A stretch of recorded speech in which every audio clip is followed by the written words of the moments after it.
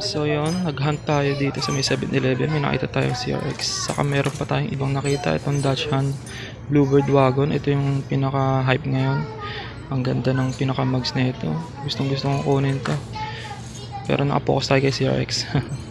So meron pa ditong ayang Porsche 928. Saka meron pa ditong isang Dodge Charger 500. Sobra solid talaga. Nakita natin dito sa may 7-Eleven ngayon. Ayan pang Ford Bronco meron din. Saka itong Corvette na to, sobrang solid. So dito yan sa may 7-Eleven, dito sa may Imus. Sa itong Tesla, ang ganda ng pagka-orange na ito. So tingnan natin kung ano yung makukuha natin. So abangan nyo kung anong kukunin natin dito sa mga to. So itong CRX talaga yung punto ko dito. Nakakita tayo dito ng CRX na Honda.